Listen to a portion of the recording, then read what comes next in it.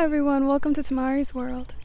For today's video, we are at the park and I love it here. I love being at the park. I haven't been able to come to the park for like months because it's been cold outside and I don't like the cold whatsoever. But now it's springtime and the trees have their leaves back on them and it's like the birds are chirping, squawking even, and I just really like it out here. So I'm glad to be back in the park.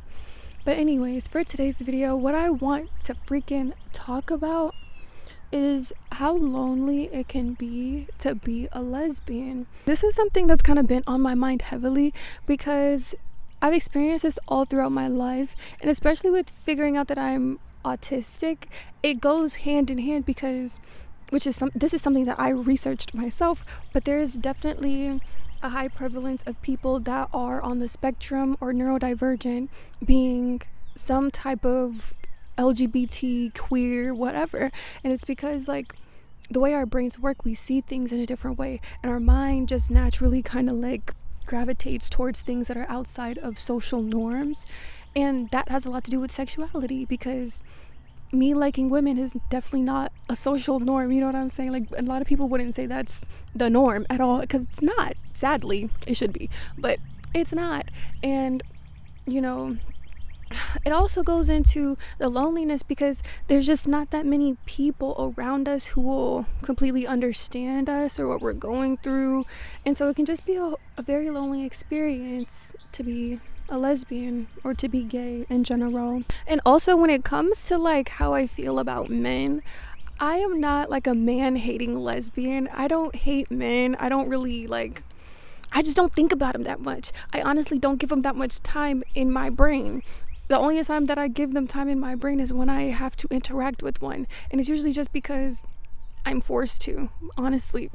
Or it's my dad. The only man that has ever been like consistently in my life is my dad, and I love my dad. He's a great guy, and he's honestly, my dad is probably number one reason why I don't hate men, because my dad's a great man, and he tries his best, and he's a great dad, and I love him. So maybe that's why I don't hate men. But like what I say that I like them, not necessarily. And when you live in a world that's dominated by men, and when everybody is kind of centering men center men, and they center other men that are their friends or that are their like,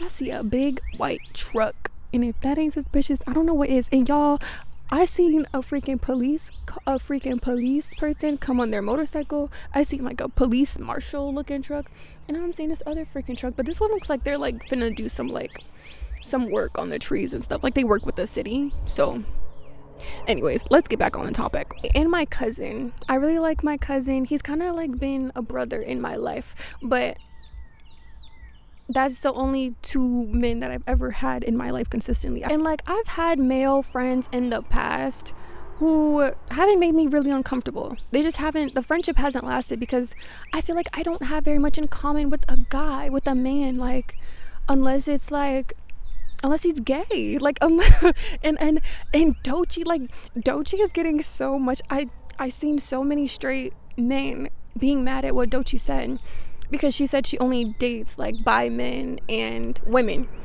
And first of all, that's her preference, but second of all, it's just because like I don't know what I have in common with a straight man. And it's not that I necessarily have to have something in common with them, but it's just like I don't know what to say to you. Like my world is so women centered that like it's like I don't really know how to connect with you for real. And on top of that, I have had just negative experiences being friends with guys in my past, because like my first relationship was when I was a freshman in high school, and it was with another girl, and this was also the time when I came out, and so I was posting stuff with her, and the guys that were in my class that like have never spoken to me before, like we've gone to school together for like 3 years, never spoken to me before, never tried to be my friend before, all of a sudden after I post my girlfriend and post my relationship, now they have stuff to say to me, and it's like kind of sexualizing my relationship and sexualizing me, and I just don't like that. Like I hate it. And that's what a lot of men will do. More often than not, when I tell a man something about me being gay or that I'm a lesbian, he's going to say something, like he's gonna think something sexual, he's gonna make some kind of face, he's gonna be like, like, are you sure? Something like, it's just like, I like, shut up, just shut up, you know? Yeah, it's just a lot. And I don't know. And I know not all men will do that, not all men will, I know this, but it's happened with enough of them to where I don't feel the need to continue trying to pursue a male friendship or a male anything like that. It's just not for me, you know, and I've accepted that. And the lack of interest with men also leads to a lack of connection with straight women.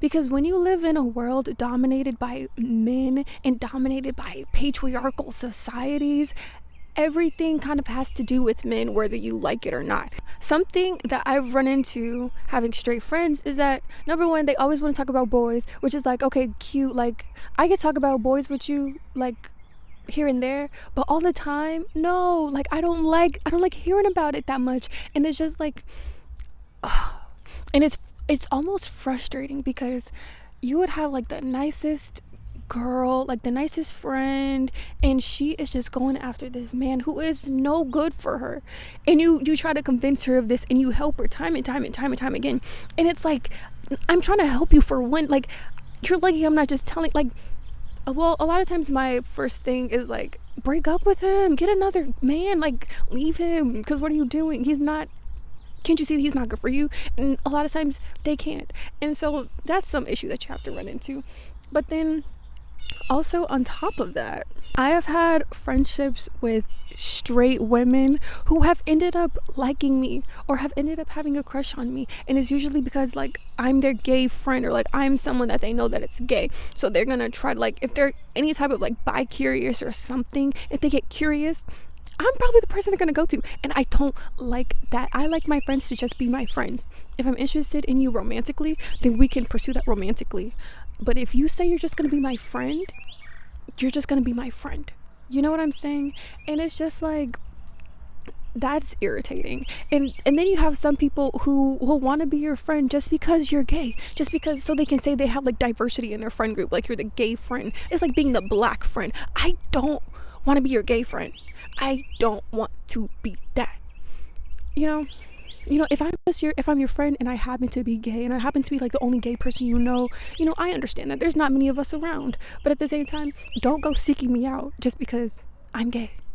Don't like that. And then being friends with other gay people, I love being friends with other gay people. That is like my, like, love that, because me and other gay people, especially other gay black people, we're like this, you know what I'm saying? Like, we're friends, obviously, but sometimes people will say, this is like what I was saying earlier, people will say they want to be your friend, and they're like, oh, I want to get to know you, stuff like that. And I'm like, okay, well, I'm not really looking for a relationship. Okay, well, we can be friends. And then you be friends for like a couple of months, whole time they still have feelings for you, and like whole time they just trying to get to know you so that you can be in a relationship. And like, I don't know this, like now I'm hip to this, now I know this, but before I thought we were friends. I thought we were just hanging out. Like, I didn't know we were like going on little dates this whole time, and you were like just trying to get to know me because you want to date me. Like, I didn't know this what was going on, and I don't like that. There's like kind of like this line that lesbians will cross in their friendships sometimes, where they'll be like flirting with their friends, and they'll sleep with their friends, then they'll do whatever with their friends and like kiss their friends and stuff like that. And straight women will kiss their friends too, which is like, if you want to do that, do whatever you want to do. But I don't kiss my friends. I don't. I like to keep friends and romantic things very separate. And another thing that can feel isolating is when you're in like a rural area or somewhere where there's not very many gay people at all, or you don't live near like a big city. It's so hard finding other gay people in public that's not on the internet. You know what I'm saying? It's very difficult. And when you do, it's like you run into different types of situations just because the dating pool is so small, for one. And it can be really hard to just find other gay people. And if you do have like gay friends and you find another gay person and you're like interested in them, your gay friend probably knows them, or you probably know somebody that knows that person. You know, there's probably somebody that knows that person, because it's such a small community. It's like the black community here at my PWI. It's so small that everybody knows everybody knows what everybody's doing, and it's like, it's irritating, you know. And then that's why I like, well, I don't like long distance, but that's why I usually end up being in long distance relationships, because it's just so difficult to, number one, find somebody, and number two, find somebody that somebody else has not already been with, that I know, for one, and number two, somebody that I actually like and actually like to talk to and actually like to be with. It's difficult. But then when I date long distance, it also is a little isolating, because I'm, you know, I can't see my partner for a long time until we're able to see each other again, and that can be very isolating, because I miss her so much and I just want to see her and I can't. Oh, you can see my legs. Look, I'm kicking my feet. Oh, this is kind of cute. My back hurts, bro. I need to really stretch. Y'all, I have scoliosis. I don't know if I've talked about that on my channel yet. I have scoliosis. It's not very fun. Hurts every single day. But you know what? I'm a freaking champ. And another thing, when you go on like social media and you go on the internet, there's so many gay people on the internet, because I feel like the internet is where gay people thrive. It's also kind of where like neurodivergent people thrive. People with autism thrive, because you get to create a community of people who share the same interests as you. That's why I love the internet.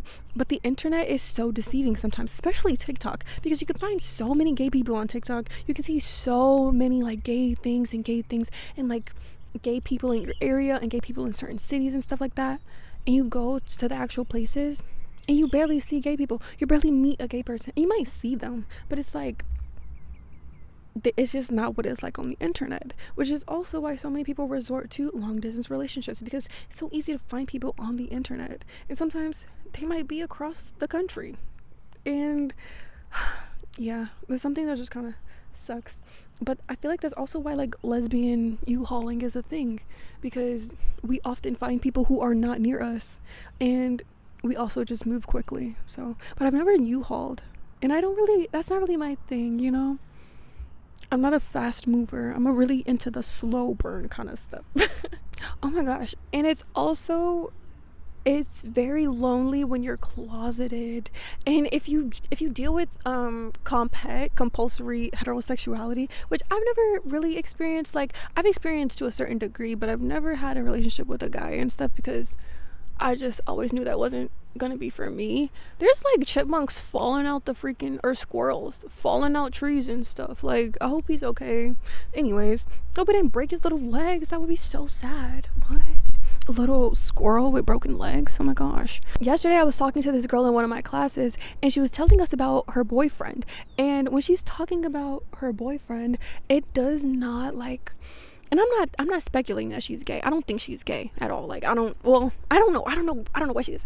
But when she's talking about her boyfriend, it just does not seem like she is that interested in him. Like, she seems very apprehensive, just seems like very like, I don't know, like he's very all over it, and she's just not really into it. And I'm not, like I said, I'm not saying it's because she's a lesbian, but I can't imagine that's what it feels like to experience compulsory heterosexuality to a degree, to just be in a relationship with a man, or to be with a man and to just be like, I don't know, like this, like, is this what it's supposed to feel like? Like, is this what true love is supposed to feel like? Because I'm not feeling anything. And it's like, yeah, because you're gay. Like, do that with a woman. Do half of what you've done with him with a woman, and you're gonna feel like you're in love. You're gonna feel like you're on drugs or something, like, because you're gay, you know what I'm saying? But I feel like that's what compulsory heterosexuality might feel like, or because that's kind of what, like I said, I've never had a boyfriend, but I have had crushes on guys, on boys, when I was in like elementary school, middle school ish. I didn't really have like crushes on them necessarily. It was just like they were usually the most popular person. They usually had really pretty like eyes and like very pretty eyelashes, and like very kind of like, I don't want to say look like girls, but like they had like very kind of feminine features and like big lips and stuff like that. But I didn't really actually like them for real. It was just like I felt like I was supposed to, because a lot of the other girls in my grade liked him, and like they were the most popular, and like they would like the teachers liked them and stuff. And so I felt like maybe I should like him, because I felt like that's what I'm supposed to do. But then even when I did, it's just like, ew, like I kind of like you, but like, do I really? Like it just felt like, and I can't really speak, you can't really talk about this to other girls, because a lot of them don't feel that way. A lot of them are head over heels over boys and like love boys, and won't stop talking about the boys. And it's just like, you're sitting there confused, like, what's wrong with me? But there's nothing wrong with you. You're just gay, and you don't know it yet. And when you don't know that you're gay yet, it's so difficult to talk about it with other people, because you don't know how they're going to react, and you don't want them to be like, to think you're gay and to like tell everybody that you're gay when you don't even know, you haven't even figured stuff out yet for yourself. And you can feel isolated from your parents, from your own family, if they're homophobic, or if they don't understand, or like it can just be very isolating to be gay, to be a lesbian, to be different. It can just be very isolating. But all that being said, I wouldn't change it for the world. I love being gay. I love loving women, and I love having a world centered by women, you know, a centered viewpoint of women. I love it. And I love being a lesbian. Honestly, once you find your community of friends, or you have to like find your own community sometimes, but once you find the people that, you know, that share the same interests, that you really like being around, it's a great time. Being a lesbian is a great time, you know. And I don't mean to like make it seem like being a lesbian is just so lonely, so isolating. Obviously, like, I love being gay, and it's just a part of me that it's just something that I've grown to accept over the years of being gay. So I wouldn't change it for the world, and you shouldn't want to change being gay either, even though it can be lonely, can be isolating. It's kind of like that when you're any kind of different anything. So just be gay and be happy. That's my message to the kids. Anyways, it sounds like they're like cutting grass or something over there, and it's hot. I want tacos, and I want to go get tacos. So I'm gonna wrap this video up, but I really enjoyed talking to y'all, and I am graduating soon, so hopefully after I graduate, we'll see lots of videos getting pumped out, lots and lots, and I can be very active on so many different fronts in my creative aspects. I can do so many things after I graduate, and I'm excited. But yeah, thank you so much for watching this video, for listening to me talk. I love you. Thank you for being here. Thank you so much for watching, and I'll see you in the next one. Look, it's like you're laying with me.